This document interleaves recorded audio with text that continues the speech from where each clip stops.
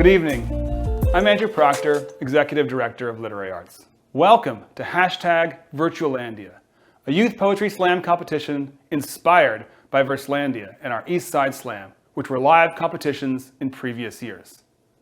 This is our 9th annual competition, and we are thrilled to be able to offer it so, despite all the challenges our community faces, we can hear from some of incredible young poets. For those of you unfamiliar with literary arts, we're a nonprofit literary center with a mission to engage readers, support writers, and inspire the next generation with great literature.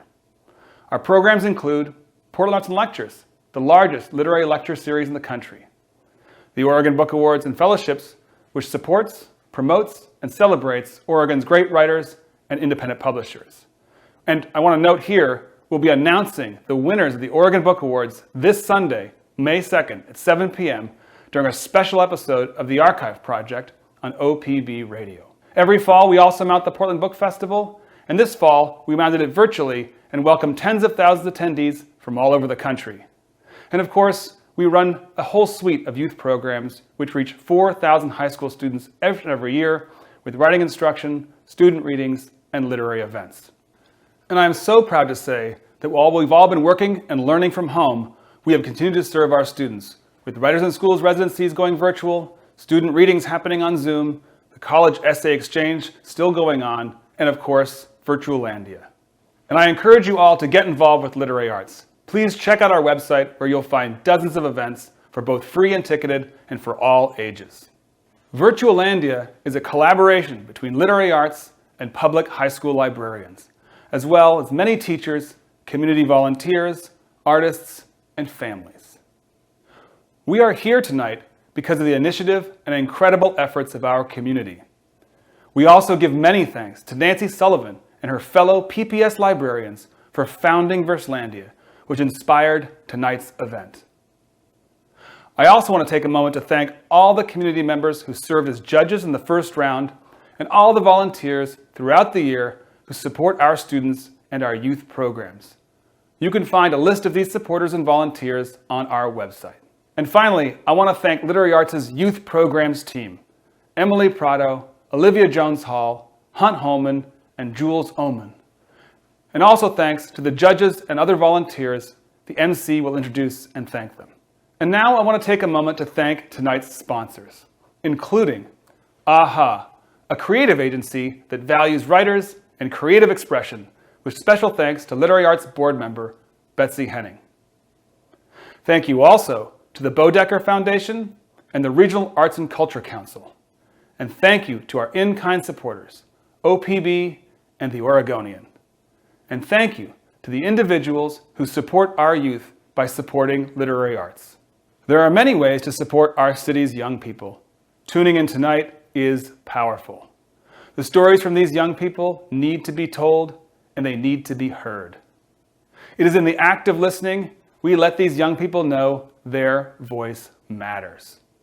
Each year, Literary Arts reaches over 4,000 youth. So please consider supporting literary arts and the youth of our city with a gift.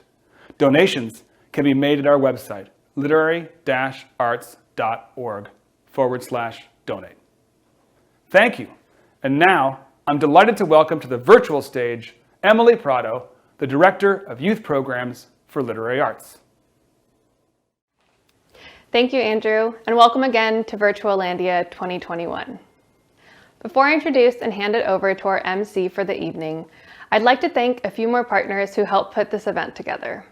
The AV department for producing our student poet recordings, Henry V for video support and for building our live stream platform, Level-Headed Press who so artfully screen printed our Virtualandia swag, and our wider literary arts staff, all of who played an important role in tonight's event, including our Virtualandia intern, Charity Yoro. And although we've already thanked her, I do want to take another moment to specifically thank Olivia Jones-Hall, our youth programs manager, who co-produced tonight's event with me. Thank you as well to each of our advisory council members for their thoughtful contributions in dreaming up this event, and Jonathan Hill, our youth advisory council chair. Tonight, 10 students will compete for the title of Virtualandia Slam Champion from 6 schools. This competition was open to 19 schools, and we are so grateful to students for their participation and trust in experimenting alongside us in this virtual format. We will hear their incredible work shortly, and everyone competing tonight will receive prizes, as well as all of those who submitted to the initial round of Virtualandia. Students who placed 10 through 6 tonight will receive Powell's gift cards. Visa gift card prizes for 5th place and up start at $150 with a grand prize of $1,000 for our top competitor. And without further ado, I'm thrilled to introduce our host and MC for the evening. Mojgani is Oregon's current poet laureate and the author of 5 books of poetry. His work has appeared on HBO, NPR, and in journals Bat City Review, Rattle, BuzzFeed Reader, Thresh, and Forklift Ohio, amongst others. A 2-time National Poetry Slam champion and winner of the International World Cup of Poetry Slam, Anis has done commissioned work for the Getty Museum, the Peabody Essex Museum, and the Portland Timbers. And he has been awarded artist residencies from the Vermont Studio Center, Aris R&B, and the Bedell Nature Reserve. Originally from New Orleans, Anis currently lives in Portland, Oregon, where he serves on the board of directors for literary arts. His latest collection is In the Pockets of Small Gods. Please give a warm welcome in the chat and a round of applause from your homes to our MC, Anis Mojgani. Hello everyone out there, my name is Anis and I'm so excited to be sharing my evening with all of you faceless individuals out there in the world. This is such a wonderful night and it has been in the past, and so I'm so excited and honored that we are able to have it in this form and format. So welcome to Virtualandia 2021, the virtual reimagining of the beloved event Verselandia, the Portland All-City Poetry Slam Championship for the youth of our city. Tonight we're going to hear, as you've heard, from 10 finalists. For those of you who have never been to or experienced a poetry slam, welcome. For those of you for whom this is just old hat, welcome as well. For those of you unfamiliar with the poetry slam, right quick, it is simply a form of competition where poets are given 3 minutes to recite their own original work with no props, no costumes, no animal acts, no musical accompaniment, and for which they're then given a score from judges in the audience. It is essentially basically a trick to get everybody excited to listen to poems and to get people excited to write poems and share them to those people that are excited to listen to poems. In the past, we have done this in various venues around our city, most recently several years through at the Schnitzer Audience Hall downtown. And so with the current world that we are living in, as was mentioned, we have had it reimagined into this virtual space. And so how that is operated is that over a period of months, students around the city were invited to participate in workshops and feedback sessions, and then to submit their work, which was then put before a panel of judges. And those judges narrowed it down from the 18 submissions that we got down to the 10 finalists that you will get to hear share their wonderful words tonight. Tonight, for this moment, this part of Virtualandia, we have culled and gathered 5 judges from our community, who I'll introduce shortly. And those judges, upon hearing the poems that all of us will hear tonight, will give those poems a score between 0 and 10, 0 being the lowest and 10 being the highest. They are encouraged to use decimal points, as that aids in the case of a tie. And those scores will be given out based on the judges' thoughts on the poem's content, the writing, the performance. And then we will take those 5 scores, drop the lowest, drop the high, and average those 3 in the middle together to get the score that we will not share with you just yet. I will be keeping those quiet until the end. Poets have 3 minutes and a 10-second grace period to share their poems.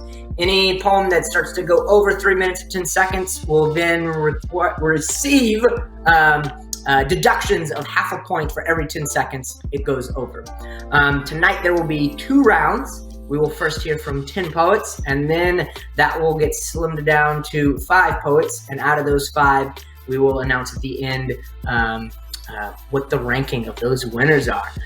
Tonight, we will be hearing poems from Gigi Bareilles from Franklin High School, Sophia Atkins of Lincoln High School, Sadie Wallsmith of Grant, Shala Santa Cruz Kringbaum of Franklin High School, Lilli Rudine of Franklin, Emma Hayes of Ida B. Wells High School, Jazlynn Davis of Parkrose, Jourdan Wolmut of Benson, Anna Gunderson of Franklin, and Jourdan Dimoff of Grant High School. But before we get to that, I want to introduce everyone out there to your judges. This is such a wonderful group of folks that we have this year. I'm so excited that they have joined us for this. Our first judge is C. Autumn Edom of the Shoshone, Bannock, Nez Perce, and Yakima. C. Autumn is MRG's executive director, and she brings deep experience in community organizing for racial and social justice work across the nation, and is a co-editor and author with a commitment to tribal education.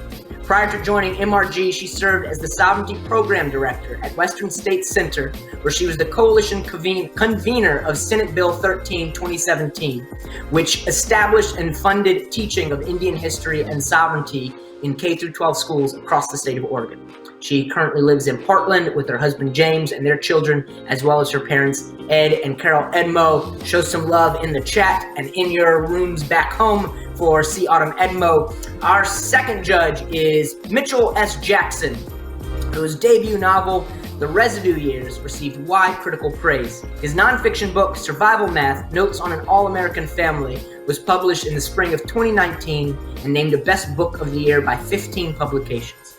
His writing has been featured on the cover of the New York Times, Book Review, Time Magazine, and Esquire Magazine, as well as in the New Yorker, Harper, and elsewhere. A formerly incarcerated person, Jackson is a social justice advocate who, as part of his outreach, visits prisons and youth facilities in the U.S. and abroad. He teaches in the creative writing program at the University of Chicago, is the winner of a Whitting Award and newly dubbed Guggenheim Fountain Fellowship Award winner, and is a current board member of Literary Arts. Thank you, Mitchell, for joining us. Next up, we have Maurice King. Maurice has a deep love for literature and storytelling and has been a supporter of literary arts since 1997 when he and his wife attended their first lecture.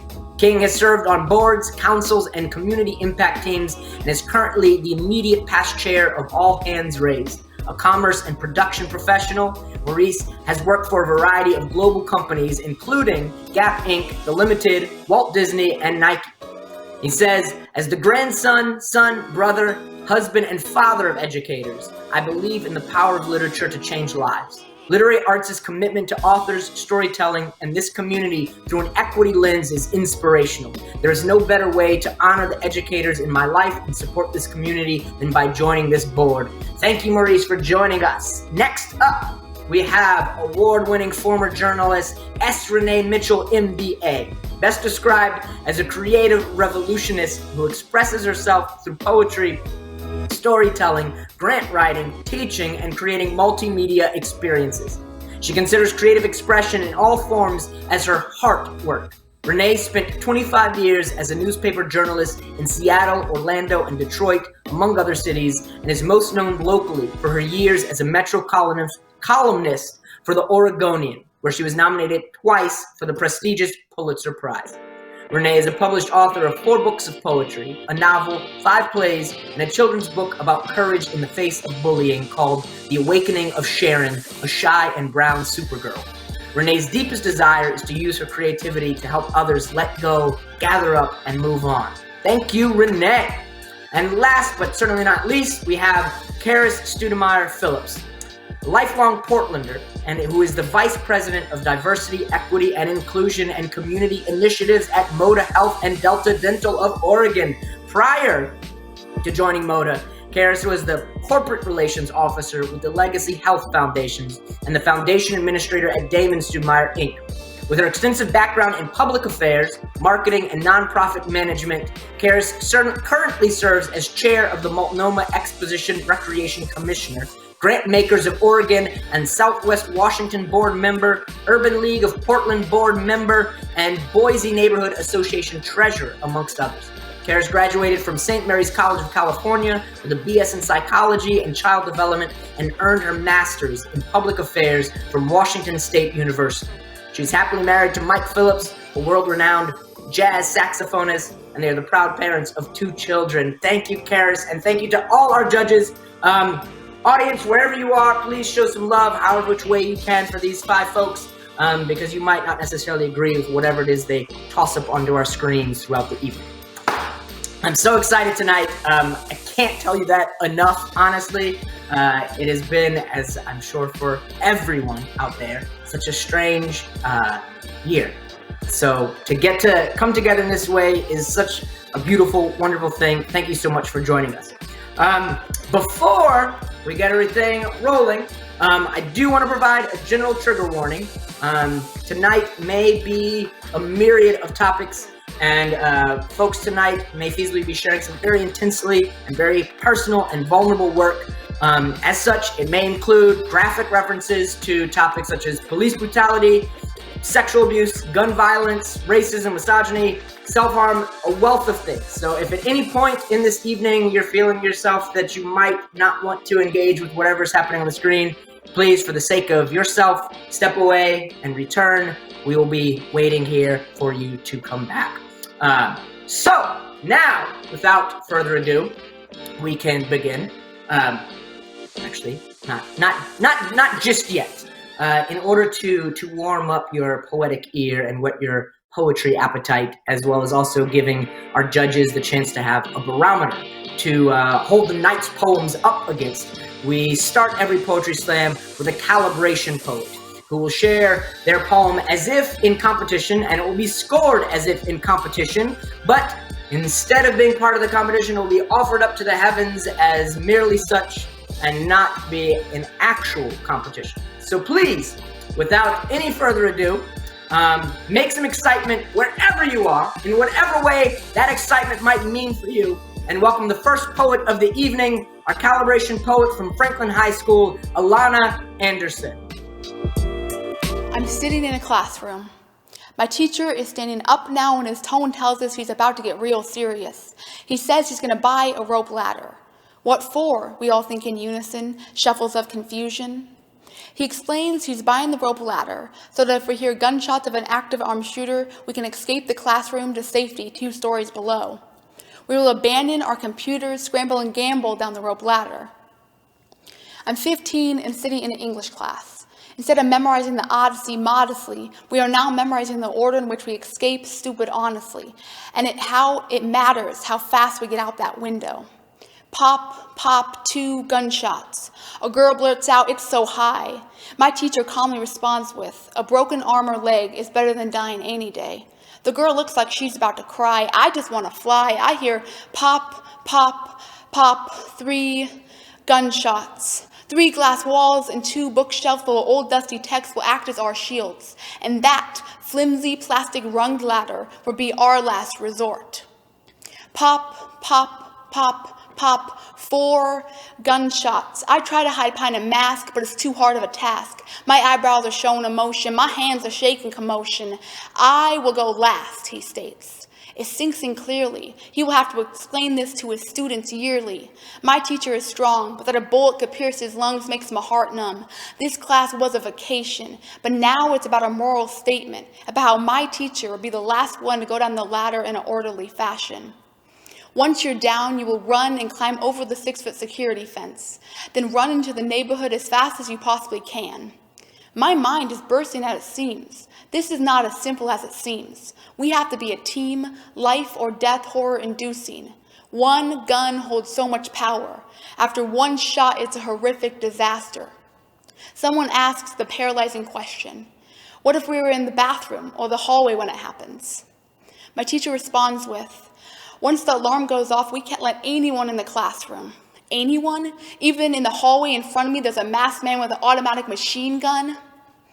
5 gunshots. Pop, pop, pop, pop, pop. 1 gun holds so much power. Broken hearts and disaster. Screams and shattered glass. No more masks. This is real shit, no cap. I analyze how he told us to use the bookshelves and textbooks as shields, but last time I heard, books aren't bulletproof, and neither is wood, and neither is a human heart.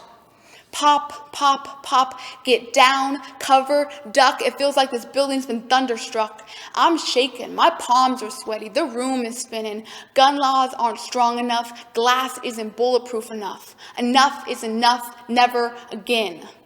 I walk into the dining room where my mom is hunched over the computer paying bills. Hey mom, guess what we learned today?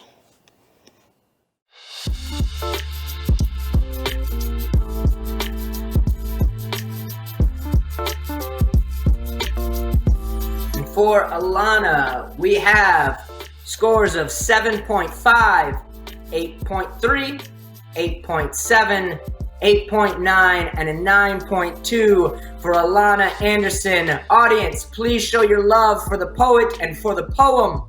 And keep that love going wherever you are, however you must. For the first poet in the first round, please welcome Gigi Bareilles of Franklin High School.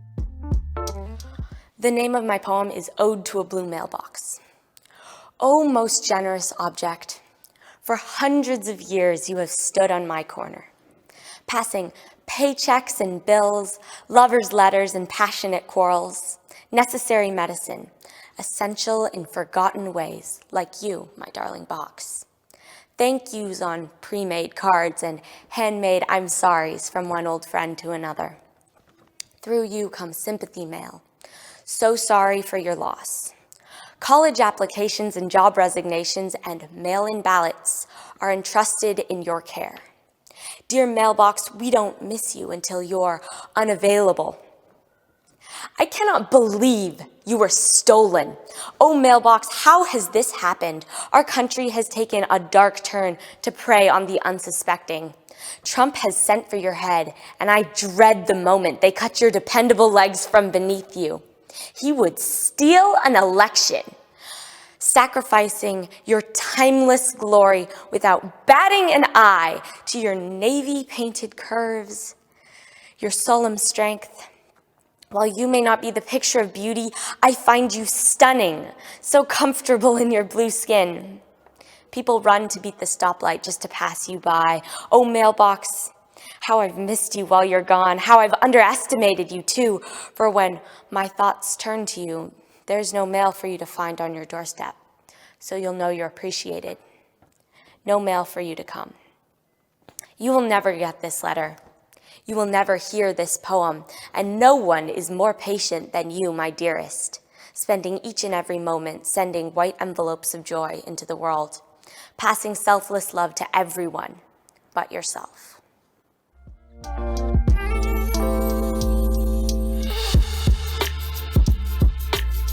For Gigi's poem, we have from low to high a 7.8, a 7.9, an 8.0, an 8.2, and a 9.0 for Gigi Bareilles. Thank you, Gigi. Audience, show some love and support for what you felt about that poem.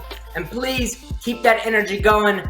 Welcome up to your screen, Sophia Atkins from Lincoln High. Tick, tick, tick. The music box starts to turn. It sounds antique and far away as my throat begins to burn. Drip, drip, drip. Water obscures and blurs my vision, heartbeat mirrored by a lullaby, my head hammering from a collision. The twinkles stop from the ballerina. I rewind the handle, but this time it slows. Reverb, reverse with malice intent. A freezing winter starts with snow. I vividly remember my poodle terrier, running on sleet till his feet were frozen. He stood stuck in place, tilting his head to the murmurs of a wilting dancer chosen by a dog long gone. And sky high, I listened to the box to hear his cry. Drip, drip, drip. My coughing remixes the song, giving a sense of ungodly terror as I wail in somber tones. Bang, bang, bang, bang. I drop the music box down the stairs. I can't take the deja vu of lies of truce and cautious stares. My head is ringing through and through, but all I see is my little puppy stuck in time to hear his funeral, wind up a dance, an ugly, vile mockery of his death. But I still remember the rest. On the other side of a cracking lake, lost in time till I heard it break. A dog, my dog, sinking in water. As I cry out, the music falters. Saving a box that lay next to my dog, still working, unbroken instead of the dog, turning the handle to forget where I stand, choking on pursuits in my hands.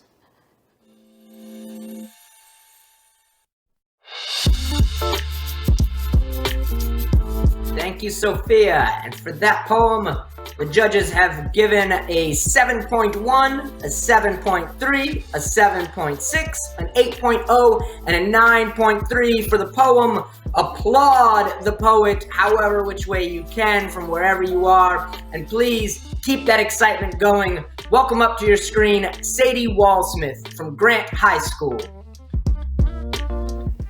Torrents of wind, a rain that bounces off street lamps, a deep emerald green brooding thunder where the girl can't barely hear her mother, where they dance alone in the park, daring the world to hit them, arms raised in rain's harsh arc.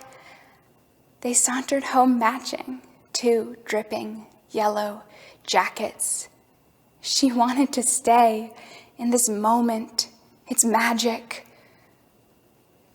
But when they lay their coats to dry, there they would remain in the tumbled weeks that followed when only one of them remained.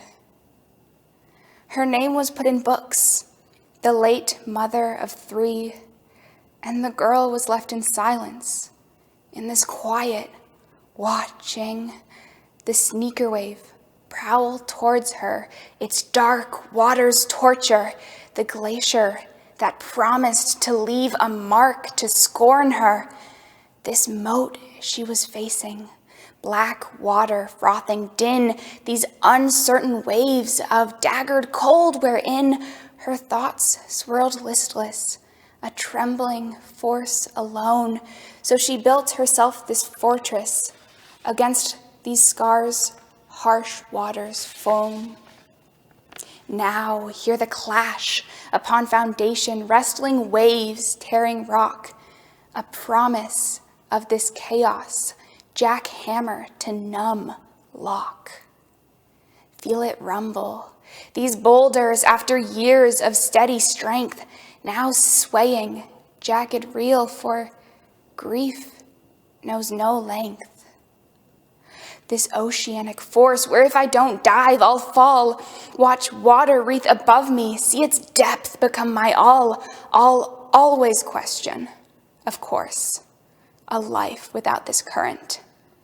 But this tower sheltered over can never not be avoidant.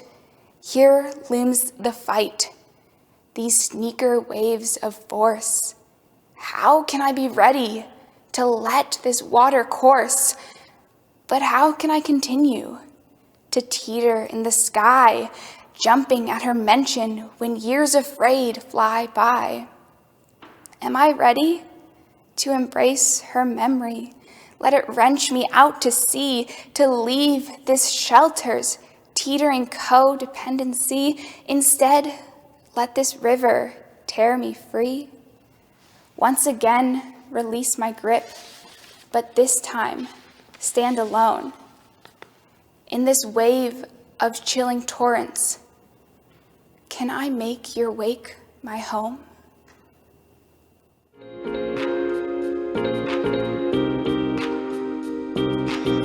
Our judges for Sadie Wallsmith's poem have given out a 7.2, a 7.7, a 7.5, a 7.9, and an 8.2. Thank you, Sadie. Audience, show some love for them in the chat. And please welcome up to your screen the next poet in the first round, Shala Santa Cruz Kringbaum from Franklin High School. I am fat. I know. What a surprise. When I tell people this, they think I'm saying it to self-demise. I am fat. And I have always been this way. Even at my lightest, I still have body rolls getting in my way. I feel that I have the qualifications to come up here and call myself fat because I've heard almost every single insult in the Fatphobic Comments for Dummies handbook. From fat ass, fat bitch, and morbidly obese, all the way to, for someone your size, you are pretty healthy, I am fat. And I've known this since I was a child. My upbringing to my fatness was not at all mild. Like when I was in the 1st grade, 2 girls said I was muy grande, not knowing that I understood exactly what they were saying. Or when in the 5th grade, after an assembly, t-shirts were being handed out. I told my crush I was an extra large and he gave me a gross look because I made it clear that I was stout. I am fat. And society said to me, if you are fat, you are ugly, and you will stay lonely. I drowned my self-hatred to spontaneous jokes because being funny was the only thing that I can gloat. In private, I type with what people would call sausage fingers about how much everyone sucked. It was the world against me. In public, I would seek out the wrong people for validation, only to end up being the group's scapegoat with no hesitation. I am fat. And I hated that for a while. I did everything I could to not be seen as gross and vile, from logging my food all the way to watching the scale dial plunging down, down, down. I thought that I would feel safe and sound. I am fat. Though my body's big change was celebratory, getting hugs and high fives. Look at lighter Shala in her glory, though I am still fat. Even when I am 50 pounds lighter, even when I can practice basketball for hours without getting tired, I will now proudly wear what I want and flaunt what I have because my temple right here is the only one that I get. I won't apologize anymore for my curves and my wide-set build because in the Renaissance period, my body type was the ideal. Yes, I am fat. And I have accepted that this is a part of me. You need fat to live, so I have fat, a word that is considered so mean and obscene because I really am fat. And it's perfectly okay if you agree, because I wear that label like a badge, and I'm unconditionally proud to be chubby. Thank you.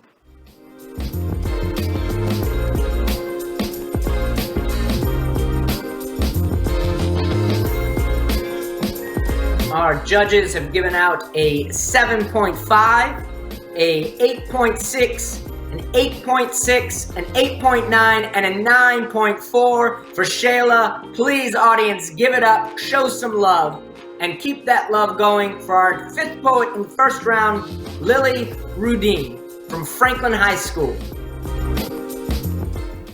Lindsay Bevers sits at her desk. Her open laptop illuminates her youthful facial features like a spotlight. Her not-so-cheap perfume is fading. The end of her pencil sheds the eraser shavings across her lazily taken notes. Her coffee tastes like nothing at this point. But this is what she lives for. Her fingers clickety-clack on the keyboard as she writes. When authorities went to arrest 38-year-old suspect this week, he was sitting on his porch in Portland with $1,500 in his pocket and 16 grams of methamphetamine in his wristband.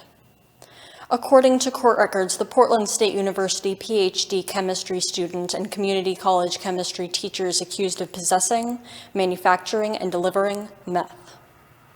I am in the 4th grade when she titles, Portland's real-life Breaking Bad, former chemistry teacher charged with manufacturing methamphetamine.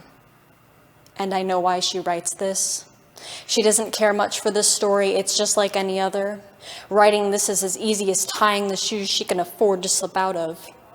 Unlike her shoes, she doesn't have a connection to this story, nor would she want one. She only considers that I cannot stop her from writing this, just like I cannot stop my classmates from whispering, watching me walk down the cafeteria walkway, like how I cannot stop my family from trying to make small talk rather than address the missing piece of chatter in the room. I cannot stop myself from wanting to stay home that day. If I could, I would mute my elementary school friends from telling me what they saw on the news. I would take back every lazy twitch from Lindsay Bevers' fingertips typing away at her keyboard. I would stop my dad from possessing, manufacturing, and delivering meth, but I cannot. And the fact that I cannot rips into me and burrows itself down deeper and deeper until it's at a place where I cannot get rid of it. but I can do this. To Lindsay Bever, I hope it was worth it. Worth all of the attention you got from ridiculing my dad, worth the fast and easy money that was almost more addicting than his drug problem, worth never having to consider me. Unlike those who had to, when I had to watch my mother burst into tears because after hiding the fighting, the custody battles and court dates, she couldn't keep it a secret that maybe I should stay home that day. When my family was just trying to take it one step at a time, you were able to strut on by proudly in your new shoes. To Lindsay Bever, consider how at the moment you wrote your story, my 4th grade mindset was shattered by your lack of consideration. Consider how friends at my school had more of their minds made up about my dad than I did. Consider how you thought you had a right to tell me who my dad is. To Lindsay Bever, at least I know who you are.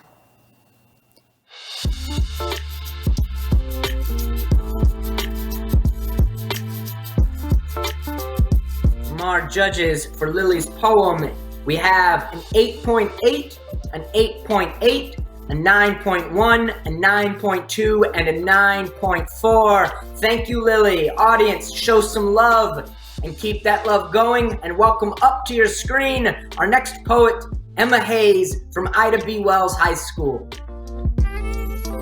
I'm standing here, stock still, staring at myself in the mirror, trying to let my mind comprehend the fact that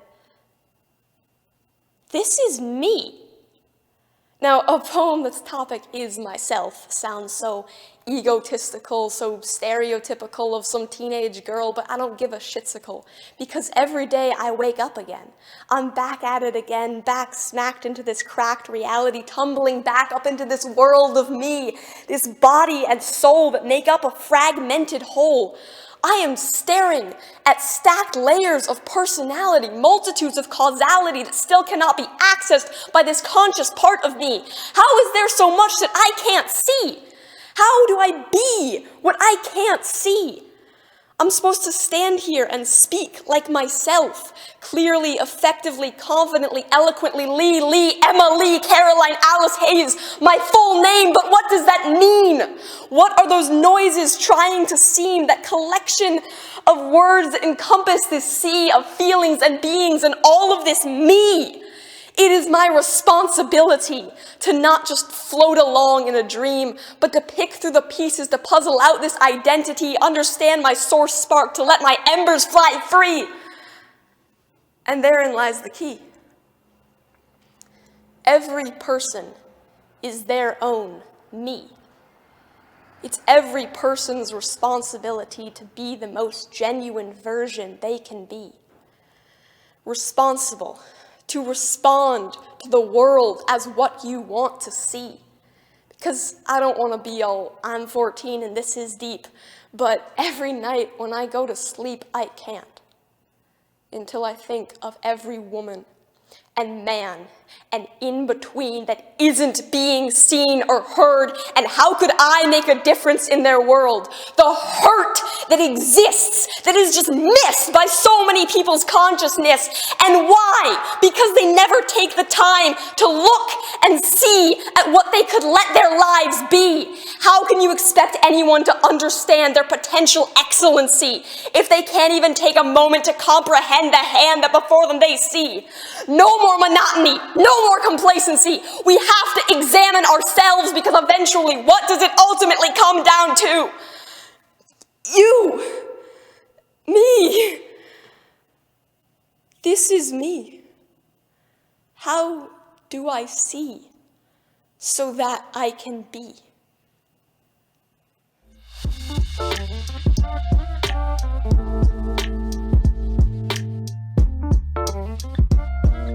Emma Hayes in the first round, we have from our judges a 7.7, a 7.8, an 8.9, a 9.2, and a 9.4. Thank you, Emma. Audience, show your love, show your support, and keep that support going. Welcome up, Jazlynn Davis from Parkrose High School. My sunshine. I'm from puppy kisses on Saturday mornings to protesting with teachers on Mondays. I'm writing poetry about dying, the next moment I'm flying. I dream I'll see me in a world full of diversity. I'm a quiet girl whose mom died from a dead disease. My friends fight like warriors through the night just to make sure I'm all right. I'm from long road trips with cousins to crying in the car, listening to the raindrops drop from the clouds. I'm from aunts who'd kill for me to fighting for me.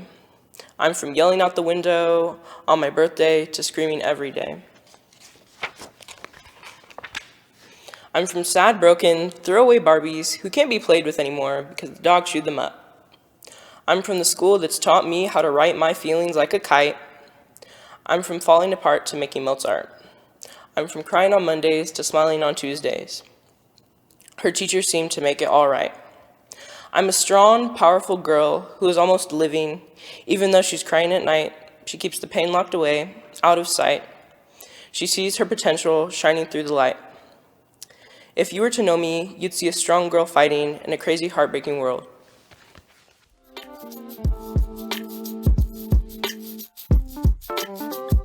From our judges, we have a 6.7, a 7.2, a 7.3, a 7.9, and an 8.6. Please show your love for Jazlynn, audience, and keep that love going for our next poet, Jourdan Wolmut from Benson High School.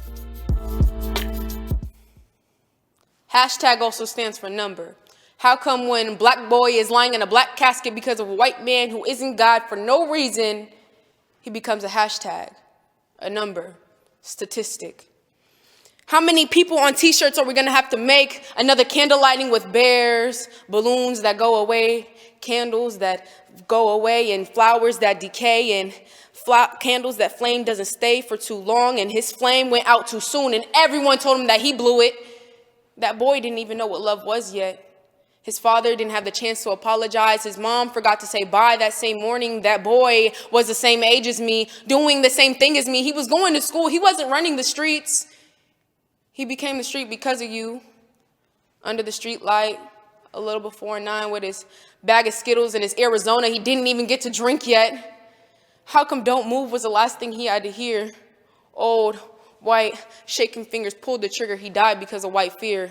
And white privilege comes to save the white man once again. He stripped that boy's color from his soul and left him a white ghost. They left the color in the lies they write in the newspaper headlines. Black hero, I mean Negro. Scholar, I mean gang member. Killed by protective, I mean privileged police officer, I mean murderer. They get another headline while we get another hashtag.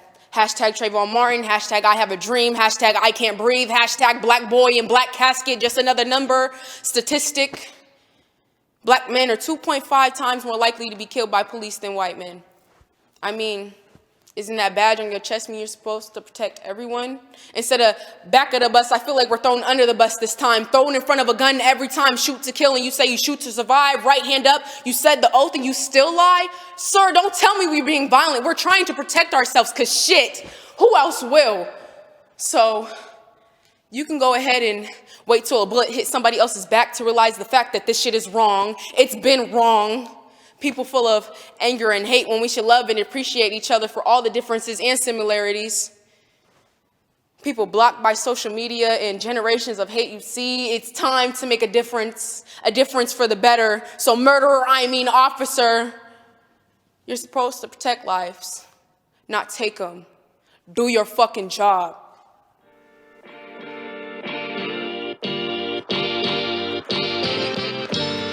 Our judges for Jourdan's poem have given out a 7.6, an 8.9, a 9.4, a 9.6, and a 9.7 for Jourdan Wolmut. Audience, give it up and keep that love going. And please welcome up Anna Gunderson from Franklin High School. There was a time in my life where I didn't want to exist, where I thought about bottles of pills and serrated knife edges and falling asleep and never waking up. One night, I had a dream. A dream where I hugged my best friend and I felt her warmth seep into my bones as she cried tears of salty pain into my lifeless shoulder. A dream where I saw my parents hug each other for the first time in years, and I found myself asking why now, where I watched my dog curl up in a sunbeam with my little brother as she whimpered, desperate and wanting, but blissfully unaware. And suddenly, I ached for life, for cold rain on my skin, for crunching fall leaves under my feet, for playing my ukulele until my fingers were rubbed raw and my cuticles bleeding, for taste and touch and hugs, and to everyone I never got to meet and all the moments yet to be. The girl I never got to lay in the sunshine with, who never got to press her lips to mine and marvel at the beauty of love and wanting and freedom. I picked up my phone. I saw my name. My name, spoken by every girl who walked beside me sitting alone at the lunch table, and by every friend who turned their back on me saying how much they miss me. What a tragic loss, and I wish we had been closer. Lies upon heartless lies before going back to posting pictures of slim bodies in skimpy bikinis and sunny days spent eating a cupcake without a care, just a moment lost in the shuffle. Not something worth enough to feel sad about forever, but a fleeting thought every once in a while of, damn, that was a scary day. Or maybe I could have been that girl. Or maybe I wonder what was wrong with her. She looked so happy. Suicide prevention spoken in the same breath as weight loss and cures to every physical wrongdoing, every sin I committed by just being. And now that I'm gone, you want me back now for some reason, because it's not like you saw me when I was there. Suddenly anger filled me to the brim, filled with every tear I shed for nasty words, everything they said to me, and how selfish I was to leave such a good life. Every party I had to sit and watch on my phone, because who would invite that broken, lonely girl? Who would want to befriend the girl who spent her whole weekend writing you a song and gave up her life to be enough for you? But now that I'm gone, you want me back now. And you can't have me back. And this is worse than the pain, this nothing, this longing, this numbness. I longed to cry myself to sleep just one more time. I tried to press undo, to get back to the anger, to find that little girl who marveled at sunsets and carried her dolls around in a wooden wagon, who never once looked in the mirror at her broken body and hated every inch of distorted pain. But the button was stuck, and I couldn't go back. Let me go back. Let me undo. Let me feel. But this earth is cruel, and people are cruel, and they let you bleed alone. So don't fade out like that broken, lonely, star-struck girl who longed for love, who ached for belonging. Stitch yourself back together if no one else will, for there is more to living than broken moments. More to living than fading away.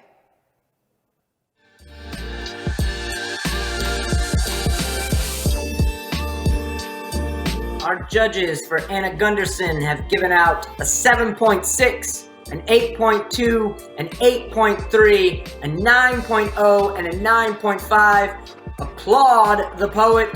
Give some excitement and love for Anna, and keep that love and excitement going for our last poet in the first round, Jourdan Dimoff from Grant High School. When playing 52 card pickup, you never seem to realize the joy of messing around with a deck of cards, a good friend, and memories of card tricks and card games till you damage the $15 box they reside in. The corner is torn, the back is missing, and now my tears keep spilling out. A friend I couldn't live without. A safety line to talk to, and now a knot in my stomach every time I saw you. The only crisis line that didn't tell me, go talk to someone else. Now the shroud of white noise encompasses my ears. I can't hear your jokes. I can't hear your protective dad-like concerns if I ate too much or if I ate too little, or tender hugs that seem to bug me when you were the only one to truly see me angry. I didn't say goodbye. But I said goodnight. Long text sent, long text received. Guess I was the joker messing with the game, but don't forget we come in pairs. Relationships are two-way streets. And it's pretty damn neat to stop and think of how the other is feeling when the situation isn't as clear as we think. Now my box is torn and worn and taped up at the edges from all the stares, glares, and betrayers that emerge through screenshots and text messages. From panic past that's always seemed to relapse like a snap streak that just keeps on going week after week. We sat on the stairs when I was scared. We sat on the dock when my clock was ticking and talking. I'm taking too long of a turn when the alarms were going off in my heart with a spark left a hurtful mark, and we were both left in the dark. It is hard to call you my friend when I never truly knew your cards against your vest, only heard the warnings. I was gambling with heartstrings, tugging and pulling. A friendship was in divorce. Respect, lost connection, tossed emotions array. I didn't know how much longer it would stay the way we planned the years to go by. Everything was in play. My love, my life, my hopes and dreams. To see dorky, smiley faces was lunch plans and rain checks that never came to pass. The last smile before we throw our caps in the air. We were separated by tables and chairs. The last time to ruffle someone's over-gelled hair. Graduating tattoos that only seem fair to be a pair of aces. It is not fair to play 52 card pickup by yourself. You always seem to lose one set of cards without the other set of eyes looking. You lose if the cards are gone. You lose if the box breaks. You lose if your heart shuffles. And you're left out to dry and cry and pray to a God that you were never really baptized to, because for Christ's sake, understand how when my house of cards collapsed, exiled to solitaire, and the kings were in their corners, while the rest were scattered across the floor, how I possibly could have lost my ace of diamonds.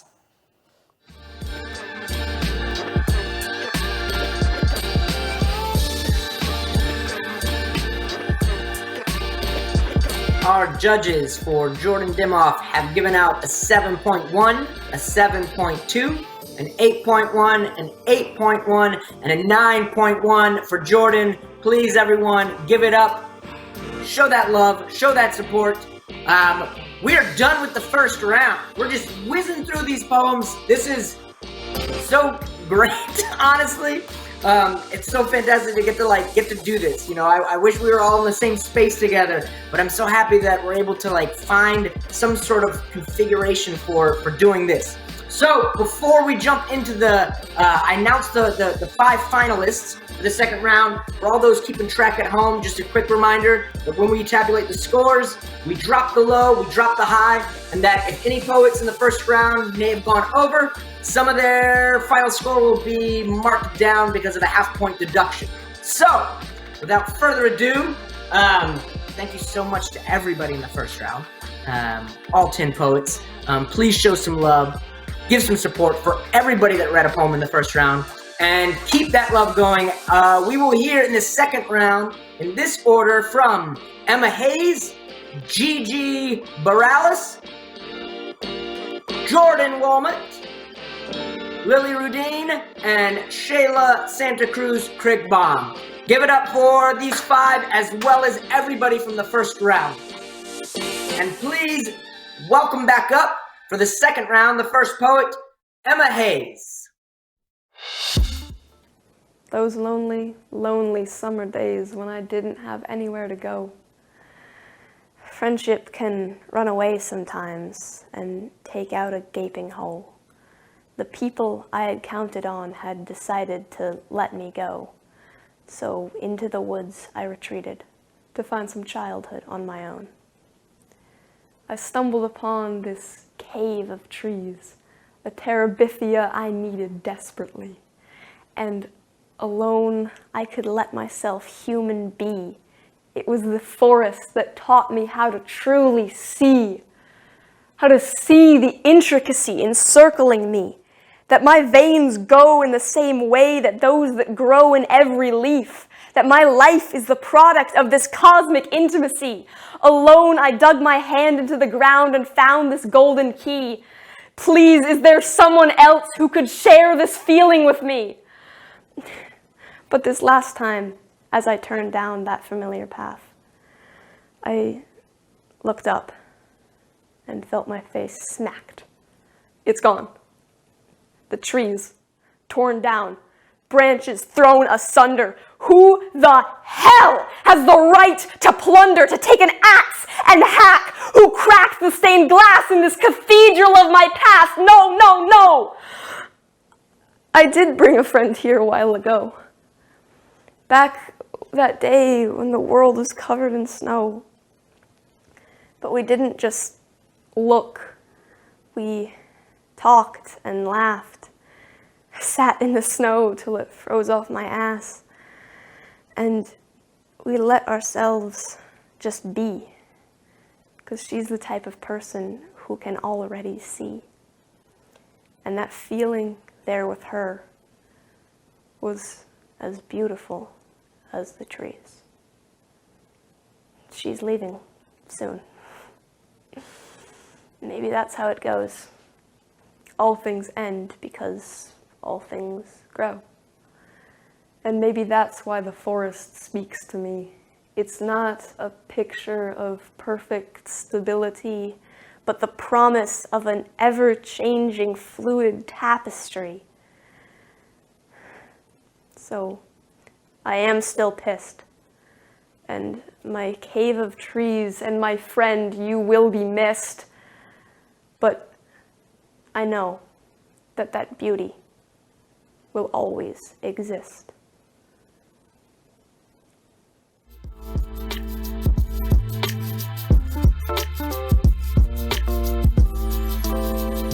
Our judges for Emma's second poem have given out a 7.9, an 8.2, an 8.3, an 8.4, and a 9.3. For Emma Hayes, please show your love, audience, and continue that love, and welcome back up in the second round, Gigi Bareilles.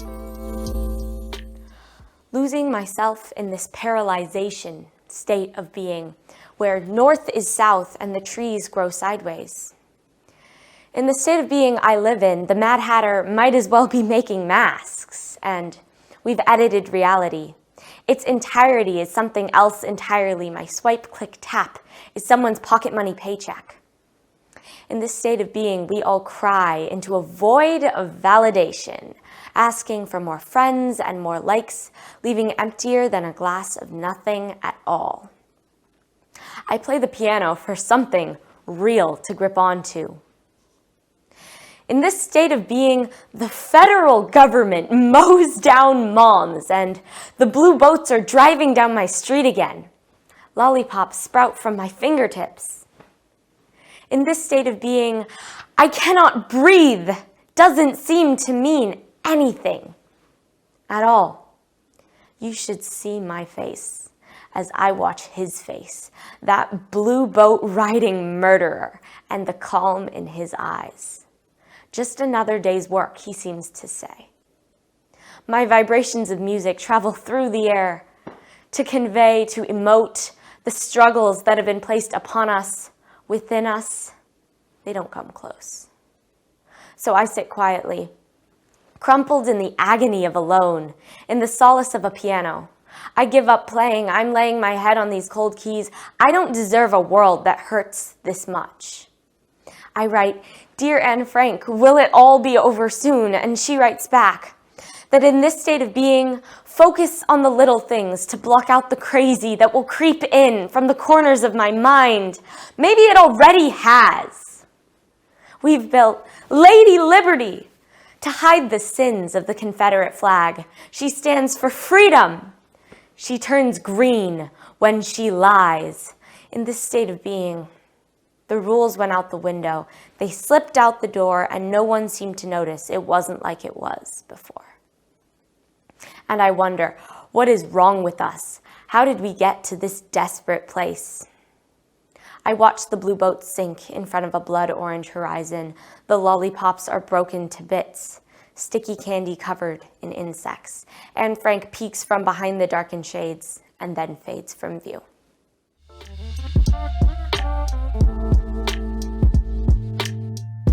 For Gigi's second poem, our judges have given out a 7.1, a 7.5, a 7.7, an 8.5, and an 8.6. Give it up for Gigi Bareilles, and keep giving it up for our third poet in the second round. Bring back up to the stage, Jourdan Wolmut. Trigger warning. We put out a trigger warning before poems because we don't want anyone to relive any traumas.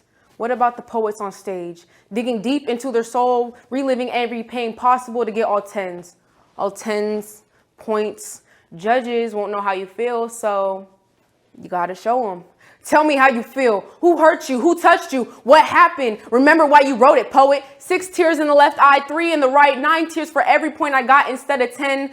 My tears turned to 18 for every year I relived on that stage. I wrote that poem with my blood. I wrote that poem with my fears. I told the crowd before I told my mom, and some will understand and some don't understand. Do I get half a point extra for every voice break, wordplay, heartbreak, ground shake? Don't you see me breaking? Don't you see me shaking? The judges love that shit. Trigger warning. I don't want their hands on me. Trigger warning. God took my mom too soon. Trigger warning. My suicide attempts almost reached double digits. Trigger warning. You are not crying enough. I want you to break on that stage before the stage breaks you. Feel more. Dig deeper. Be emotional. Remember, all tens. As the points go from 10, 9, 8, 7, trigger, 6, 5, trigger, 4, trigger, 3, warning. When listening to this poem, please try stepping out of your shoes and into mine. Try to see through my eyes, and you will see why I brought this poem to the stage, why this poem doesn't deserve all 10s, but all 20s. You take the highest score and multiply it by 2 because I'm not just a poet. Trigger warning, adult language. I'm a fucking god. Sticks and stones may break your bones, but my words will break your heart. And with those same words turned around, I can make you fall in love all over again. My poems can make you relive some of your trauma, but also live some of mine. So please don't think about the points. Listen to what I'm saying. We all have a story, and having somebody's story feel like it's not enough, that's something else. So please, I know it's not about the points, but it's still a competition and I'm competing. It's still not about the points. Just listen to what I'm saying, please. Just trigger warning. I don't want their hands on me. 4 men when I was 7 took advantage of me. And sometimes at night, I still feel 8 hands on me. Trigger warning. God took my mom too soon, called her home way too soon. She went to my continuation at 8th grade because they told her she wouldn't make it to when I graduate. Trigger warning. My suicide attempts almost reached double digits. How do you tell the woman who gave you your life that you don't want it no more? And now that she lost her own, you're trying to return that favor. Trigger warning. When listening to this poem, try stepping out of your shoes and into mine. Look through my eyes, and you will see why I brought this poem to the stage, why it doesn't deserve all 10s, but all 20s. Goodbye.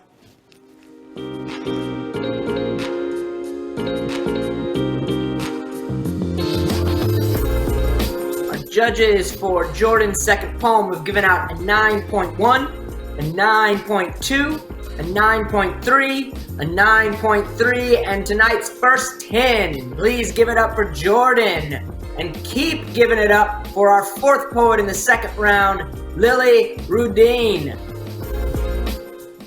They said she had issues. They said that she was driven mad by the hand she was dealt, which must mean she wants to kiss you, as if she was such damaged goods she wouldn't require anything for you to commit to. Even the former president said how the deeply troubled women are the best in bed.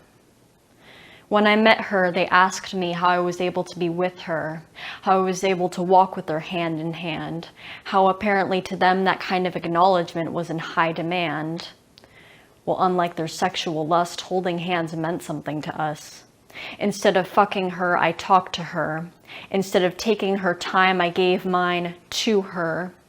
And neither of us ever mentioned sexual interaction, especially not for their satisfaction.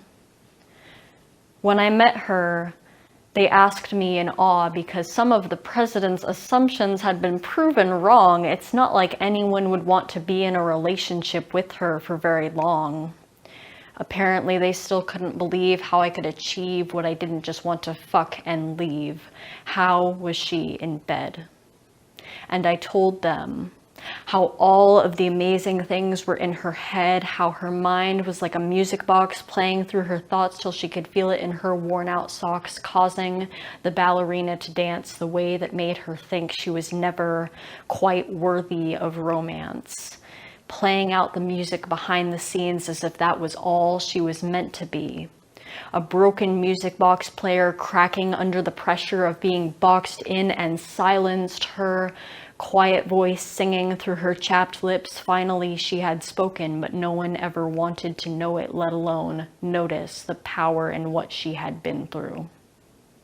Who knew that most of her issues were about you? I didn't care if she was amazing sexually because she was already amazing generally. Such a surprise of how musically someone could be when happy. Then they asked me how they too could peek behind the curtain and experience all that had been certain. She told them how she was, her musically sharpened statements rolling off the end of her tongue. This time she didn't have anything to run from. She responded so they could get a clue that she already had enough issues.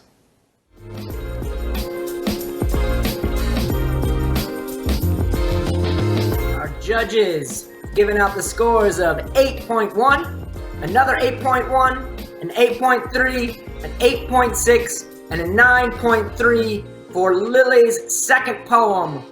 Please, audience, show your love for Lilli. Thank you. And keep giving that love for our last poet of the evening, Shala Santa Cruz Kringbaum. What are you perceiving me as right now? A feminine man, a masculine woman, hell, maybe an icky bug crawling on concrete. I walk with my signature pace, heels stomping on the floor, and I am open to being perceived. I'm like a piece of abstract art made by Jackson Pollock. Some teens adore my colorful and out there composition. Most of the middle-aged just find me messy. Speaking of, let's talk about how grand old society sees people like me. Am I a punk? Too sensitive for you? Or am I seen that way because you can't stomp on me like you stomp on spiders on the street? Maybe I look too weird for your taste, shine my inner ideas in your face. Maybe you should ask yourself, why would anyone want to dim the lights in their own place? I finally get the courage to cut my hair and get comfortable with the clothes I wear, and now I get perceived as a confused young lady who needs to tone herself down. But let me tell you who I really am, just to get the facts straight. Someone who wants to bend and break the rules of society that are put on my biological sex.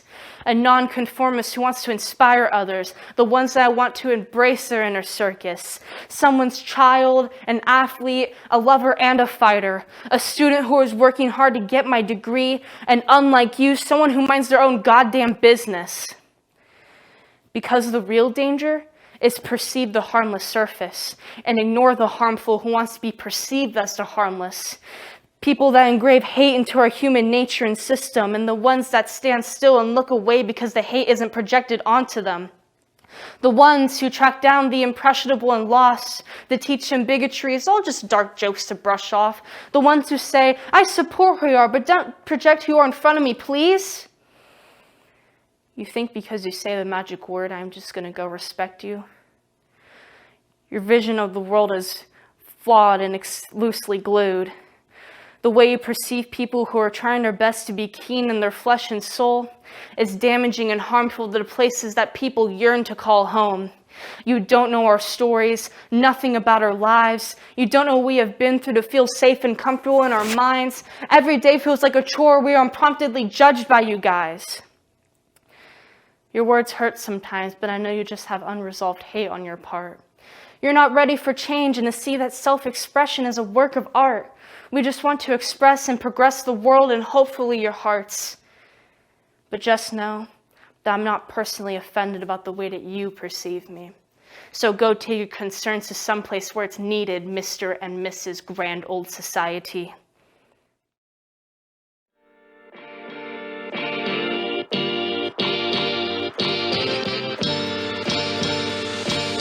Last poem of the night, our judges have given out a 7.7, an 8.1, an 8.8, an 8.9, and a 9.2 for Shala. Audience, please show your love and support.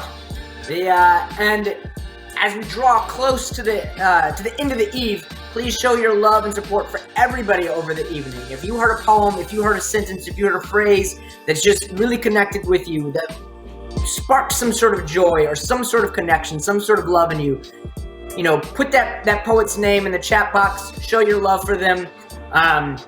I know this is like sort of kind of like some weird experiment that we're doing, as opposed to like all sitting in the same room and getting to like feel each other's energy and feel each other's like love and poems from the stage.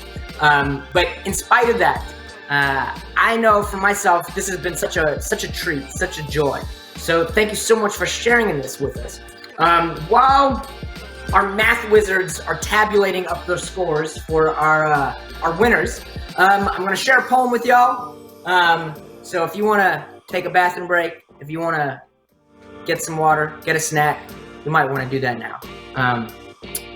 So yeah, it's kind of interesting to me over this last year, sharing this poem that I wrote so many years ago and how it's taken on a different shape and different form and maybe like a different, an extra layer of meaning with the world that we live in right now, where there's so much space that we have to maintain between ourselves and others right now, and still do, you know, hopefully not for much longer.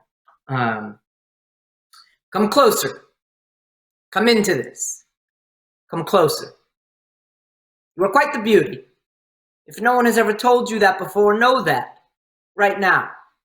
You are quite the beauty. There is joy in how your mouth dances with your teeth. Your smile is simply a sign of how sacred your life actually is. So step into it. Come closer. Know that whatever God might be, they asked the world around them to help them make something of worth.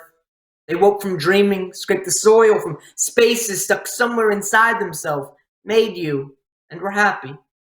You make that Lord happy. Come into this. Come closer. Know that something softer than us, but just as holy, planted pieces of itself into our feet that we might one day dance our way back. Know that you are almost home. Come just a little bit closer.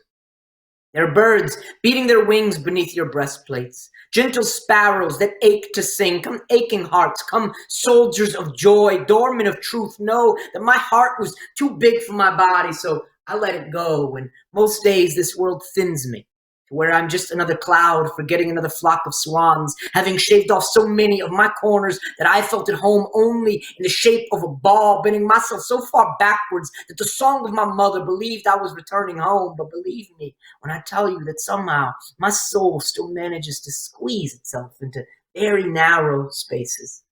Place your hand beneath your head when you sleep tonight. Perhaps you will find it there, making beauty as we sleep, making beauty as we dream, making beauty as we turn over. When we turn over in the ground, may the ghosts that we've asked our answers of do that turning, kneading us into crumbs of light and into this love thing called life. Come into it. Come, you wooden museums, gentle tigers, little giants. I see teacups upside down, glowing across your grins. Your hearts are like my hands. Some days, all they do is tremble. I am like you. I'm just like you. I too at times am filled with so much fear. Like a hallway, must find the strength to walk through it. Walk through this with me. This church of blood, bone, and muscle that is ours. There's a doorknob that glows like chance before you. Grab it, turn, and pull. Step through, back straight, chin up, eyes open, hearts loud. Walk through this with me. Walk through this with me. Thank you, Portland, and whoever is beaming in from the outer reaches, from wherever you might be joining us. I'm so excited to share with you the winners of Virtualandia 2021. Yeah, let's do this. All right, in 5th place, we have Gigi Bareilles. In 4th place, we have Emma Hayes.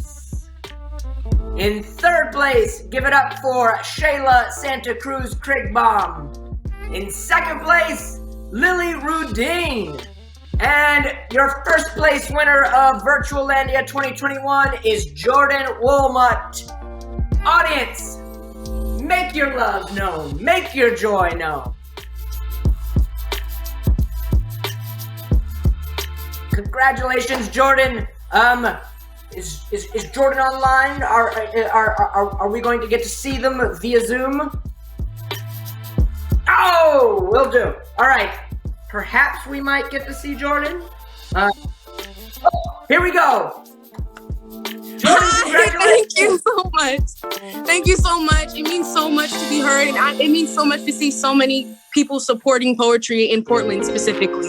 Thank you guys so much, and I want to say thank you to all the poets who were joined in too. It means a lot. I love you guys. Congratulations, Jourdan. So good to see you on this screen.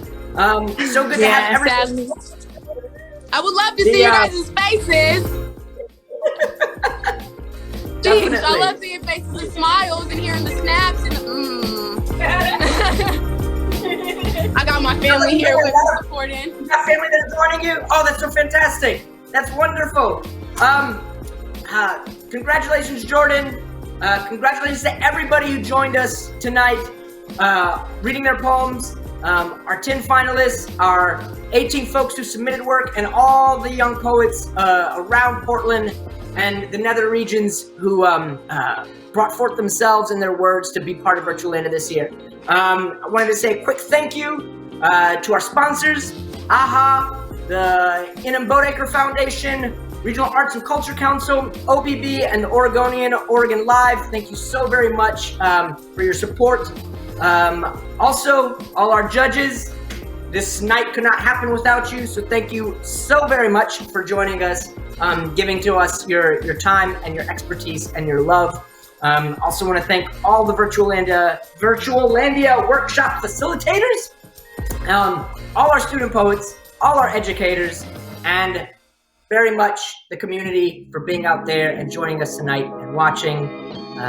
Thank you all so very much. Stay safe out there, stay spirited, and stay soft.